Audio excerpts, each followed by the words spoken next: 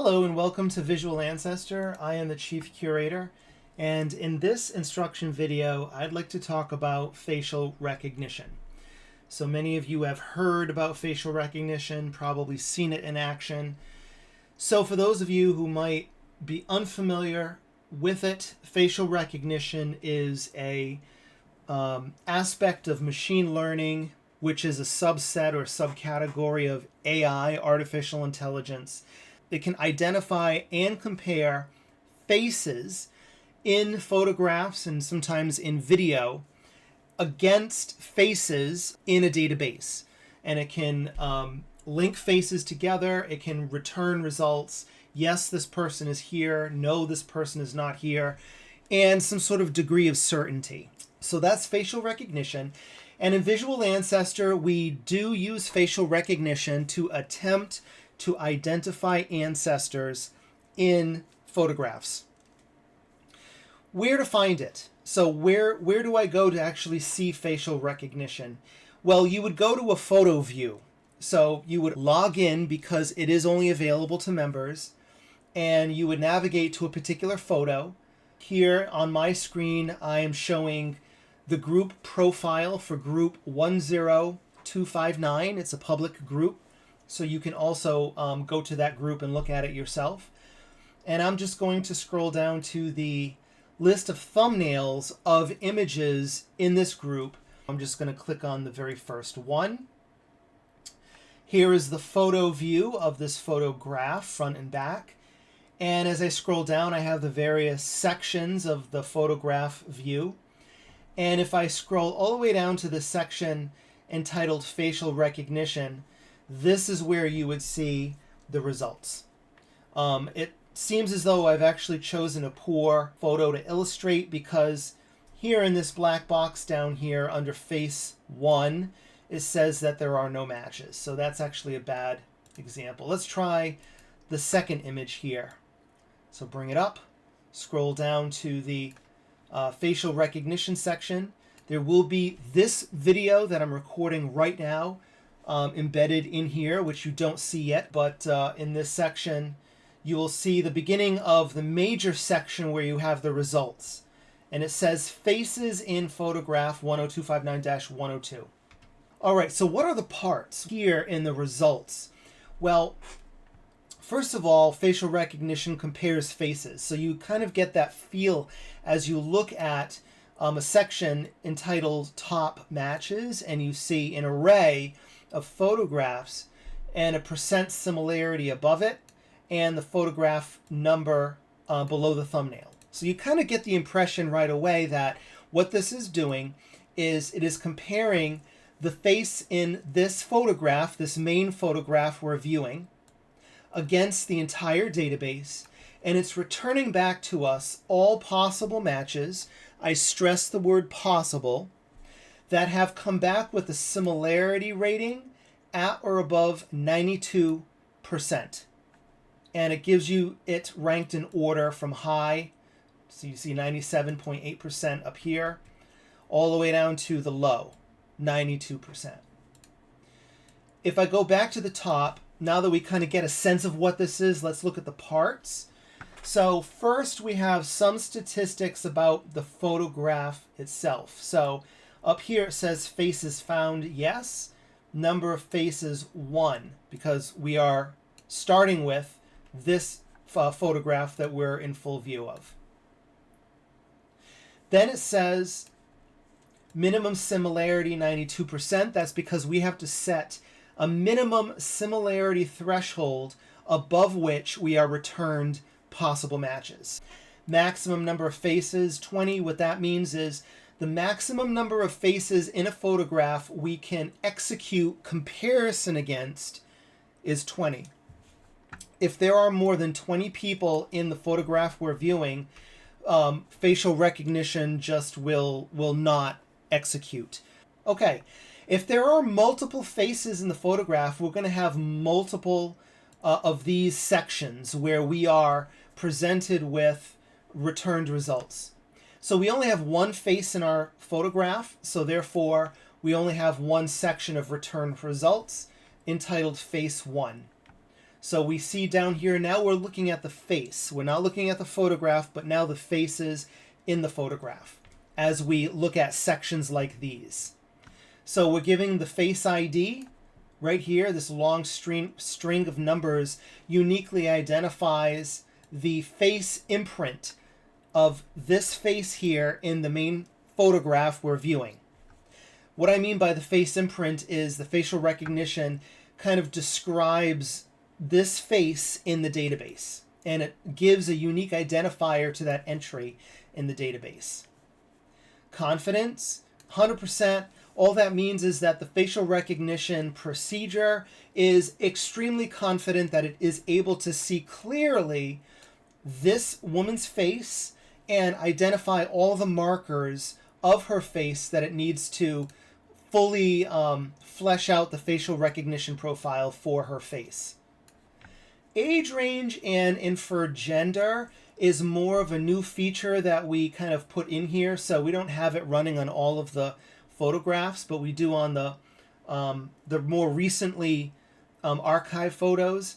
But I have seen where these are very wrong, so I would not put a lot of stock in the age range that it guesses and also the gender that it guesses. Number of matched faces, that means that when it takes this face profile described by this unique identifier, which is, again, this person's face, and it does the facial compare procedure on all the faces in the entire database, it comes back with 12 possible matches that are equal to or greater than the minimum similarity of 92%.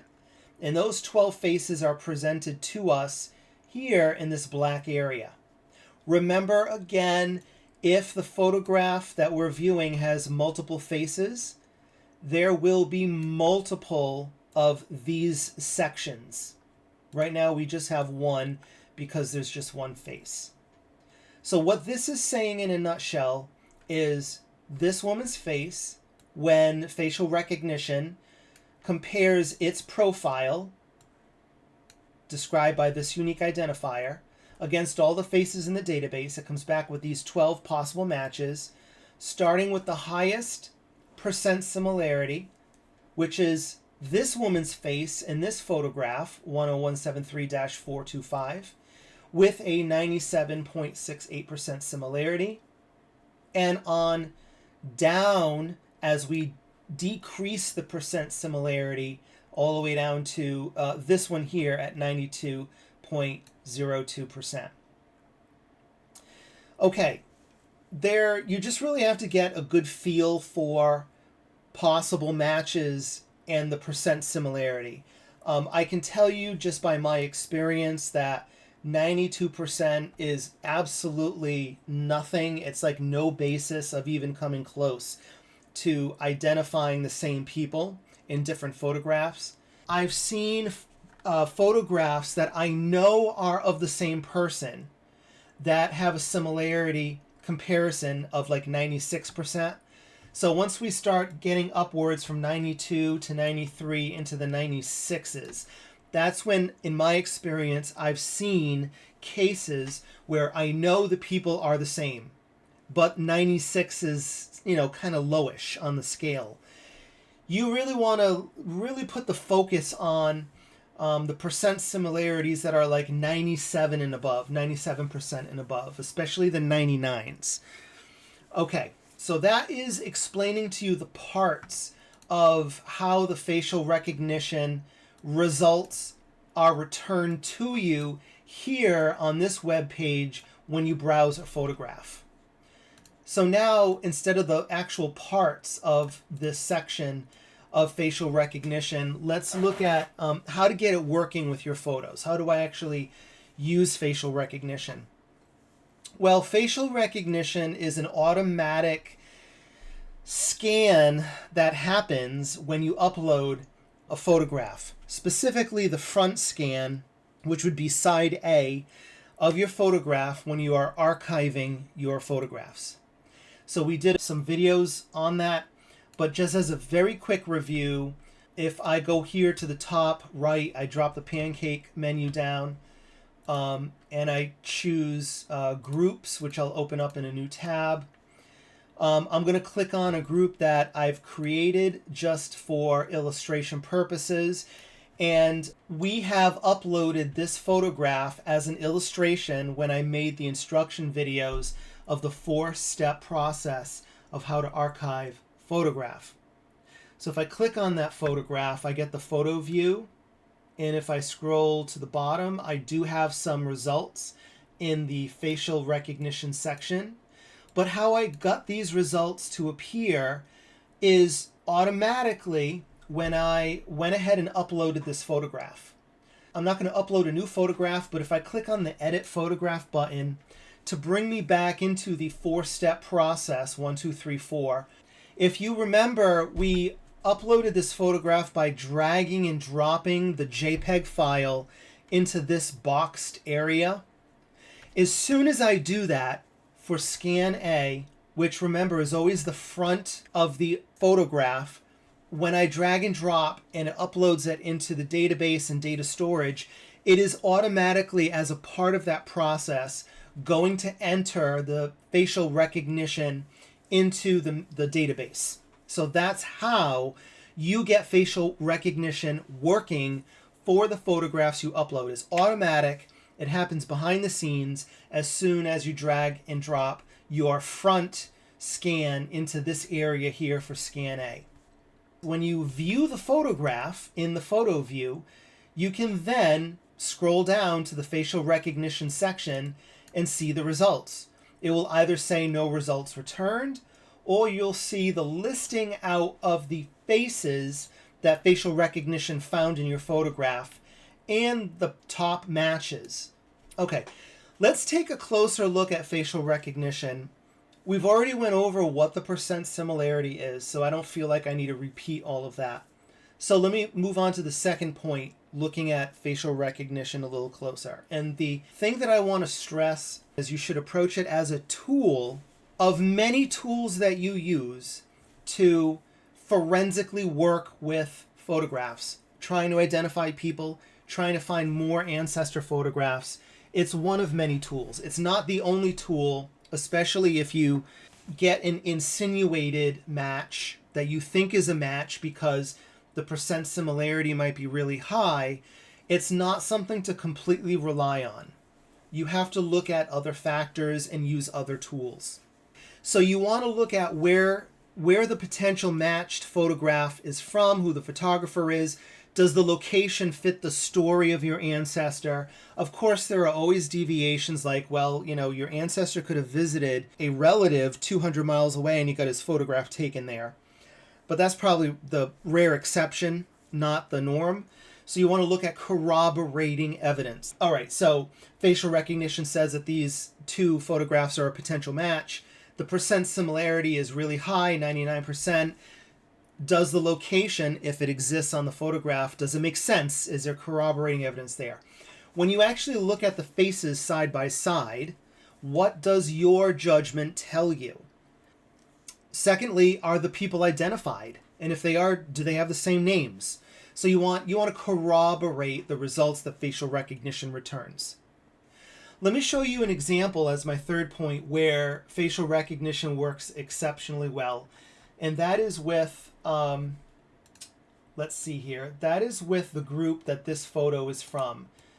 So let me go to group 10259, which is a public group. You can pull it up on Visual Ancestor yourself.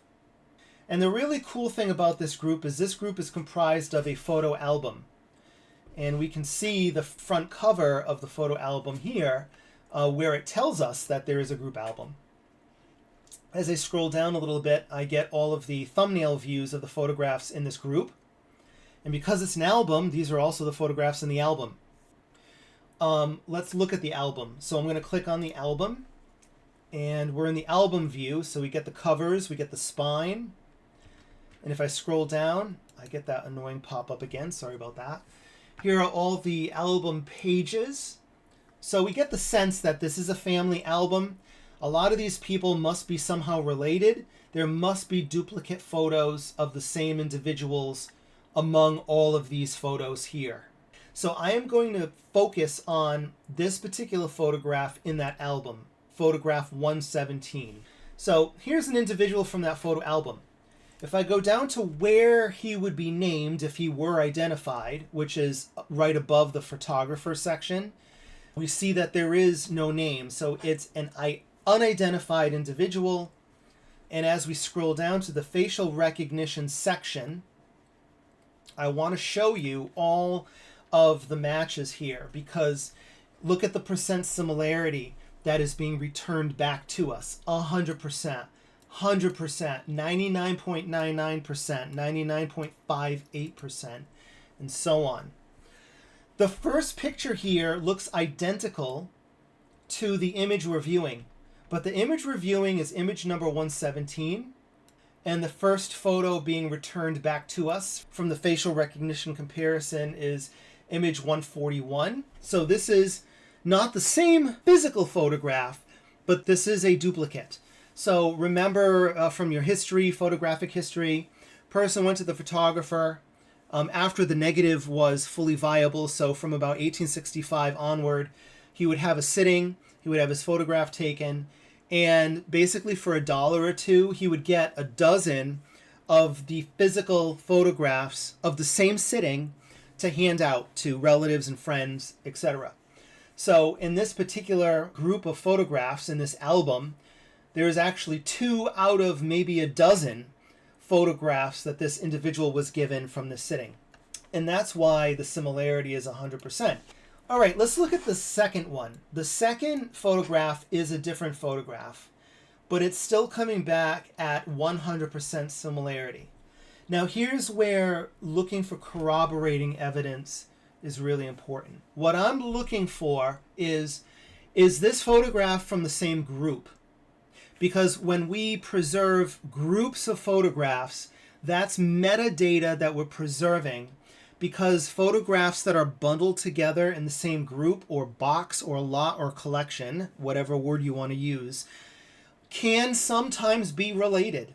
And so that is a piece of corroborating evidence. And indeed, if we look at the photograph number, remember the photograph number begins with the group number, we see that this photograph is also from group 10259.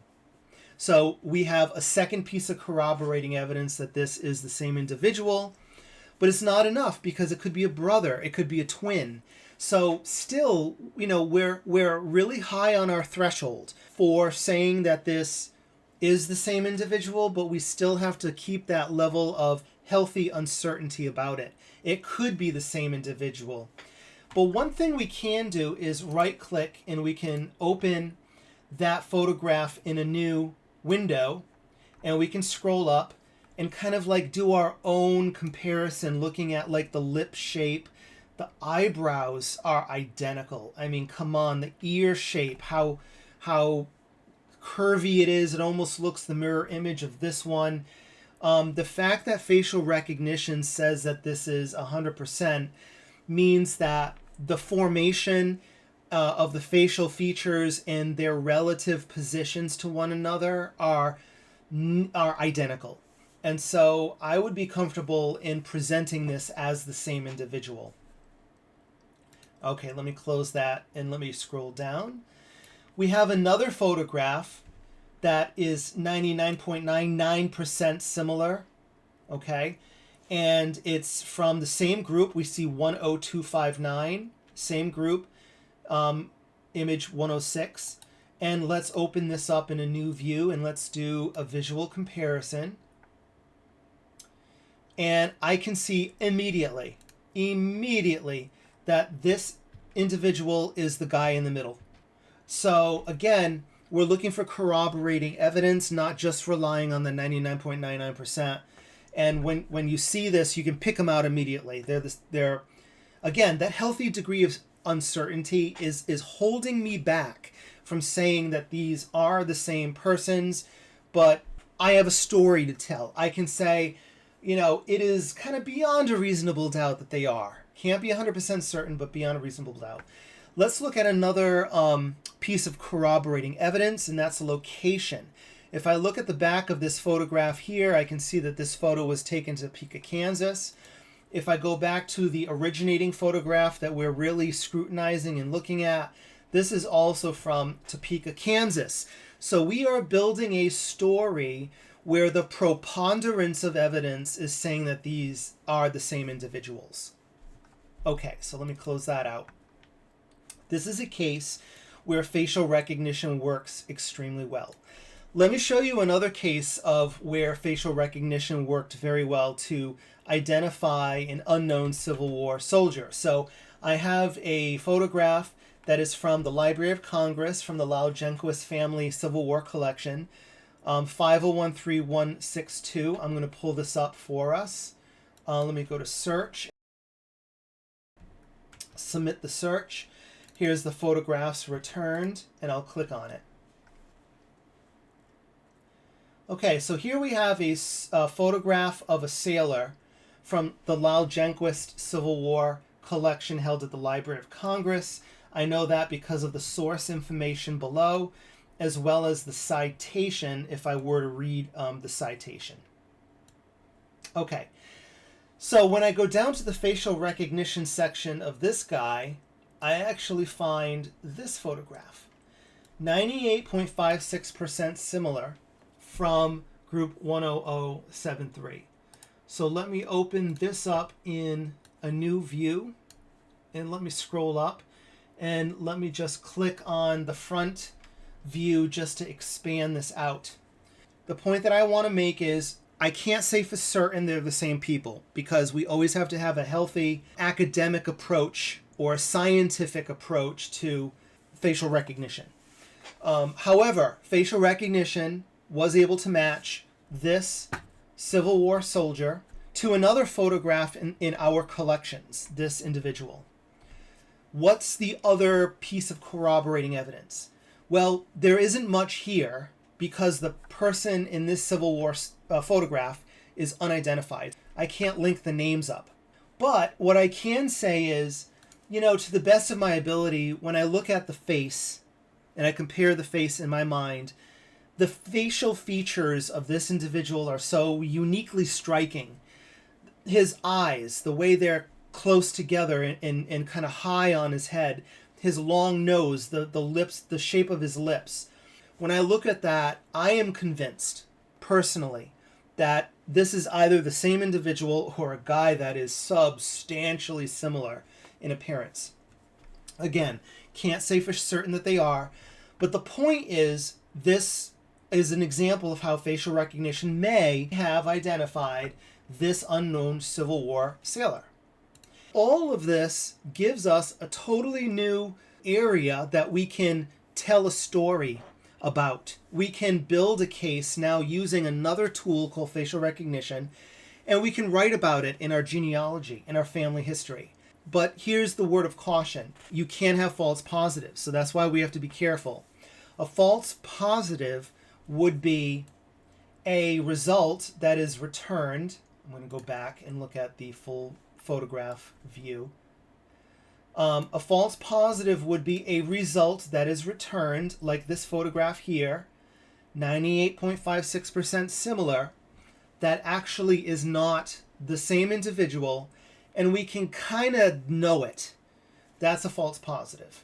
So let me show you an example of a false positive, and then we'll conclude. So I have another photograph I'm going to pull up. I'm just going to very quickly use the search feature to find it. It's 50001-5976. And we have a Civil War soldier. And I'm going to scroll down.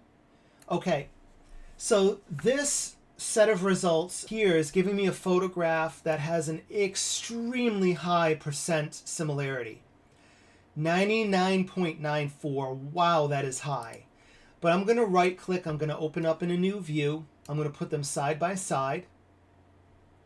So I ordinarily might be convinced if someone showed this to me, especially if they're making an argument that they're the same person. I might be suspect because the noses are different. This guy's nose I can immediately recognize as different from that guy's nose. But just superficially, 99 point something percent is really darn close. But If I scroll down, this guy is identified as Henry Harrison Abel. This Civil War soldier is also identified as Osro J. Dodds. And since those identifications come from first-person accounts, just because of the nature of this particular collection of photographs, that is evidence that they are not the same person. Definitively not the same person. So this would be a false positive. And this is why you have to be careful with facial recognition. Okay, in conclusion, facial recognition is pretty exciting, and we definitely have enough content to be useful, but you have to use it carefully. Use solid science, solid argumentation. Look for corroborating evidences, and always hold yourself back from saying definitively this is the same person. But that's okay, even if you inside, don't really want to say that they are, you still have another tool in your tool belt to write about it, to make an argument, and to communicate that to descendants, preserving your research, preserving your findings, and again, making that argumentation. So thank you very much for bearing with this long, extended video. I am not the very best explainer, but I did my best here.